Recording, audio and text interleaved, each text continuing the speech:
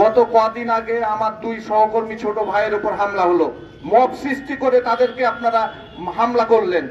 আপনি কিছুই জানেন না, আপনি কচি খোকা, আপনি একজন সংসদ সদস্য ছিলেন, আপনি জানেন না কিভাবে আপনার এলাকা চালাইতে হয়, আপনি জানেন না, আপনি আইন বুঝেন না। আপনি ইচ্ছা করলে এটা ছোট করতে পারতেন, আমাদেরকে মাঠে নামানোর জন্য আপনি দায়ী, আবার আপনি হুমকি দিচ্ছেন পাল্টা। আমি রোপণ একা না, এখানে বাংলাদেশের যতগুলো টেলিভিশন আছে সবগুলোর প্রতিনিধি আমাদের এই সংগঠনে আছে। তাছাড়া আমাদের সাথে চাঁপাইনবাবগঞ্জের যে সব প্রেস ক্লাব রয়েছে তারাও আমাদের সাথে রয়েছে, ভুলে যাবেন না। আমরা এক একটা হয়ে আপনার পিছে লাগলে আপনি কি করবেন?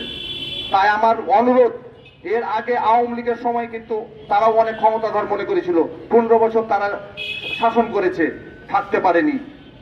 এবং সে সময়ের যে সংসদ, সে আমাদের বড় ভাই বলে গেলেন, তিনি একাধিকবার ভুল স্বীকার করেছেন এবং হাত ধরে ক্ষমা চেয়েছেন।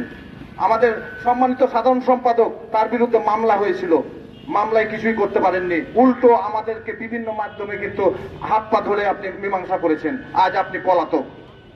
তা আমিনুল সাহেব, আপনার কিন্তু হয়তো পাস করে যাবেন, তারপর আপনাকে কিন্তু এলাকার তথ্য দিতে হবে, এলাকার উন্নয়নের তথ্য দিতে হবে। কাকে পাশে পাবেন? সংবাদ কর্মীদের আপনি খেপায়েন না। আর আমার সহকর্মীরা কিন্তু সবাই ঐক্যবদ্ধ রয়েছে।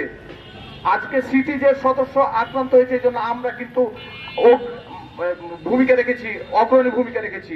তাই মনে করেন না যে কোনো প্রেস ক্লাব নাই, সব প্রেস ক্লাবই আমাদের পাশে আছে, আমাদের সাথে আছে। তবে তারা যখন আমরা যৌথভাবে আন্দোলনের ডাক দিব, তখন অবশ্যই আমরা তাদের পাশে পাবো। আমাদের মধ্যে কোনো ভুল বোঝাবুঝি নাই। হয়তো একটু গ্যাপ হতে পারে, কিন্তু সে গ্যাপও আমরা মিটিয়ে ফেলবো। কিন্তু আপনি যাবেন কোথায়? আপনার কিন্তু চাঁপাইনবাবগঞ্জের সাংবাদিকদের নিয়ে চলতে হবে। অতএব আমি চাইবো আপনি দ্রুত বিষয়টি সমাধান করুন, নইলে আমরা কিন্তু আলোচনার ভিত্তিতে বৃহত্তর আন্দোলনে যাব।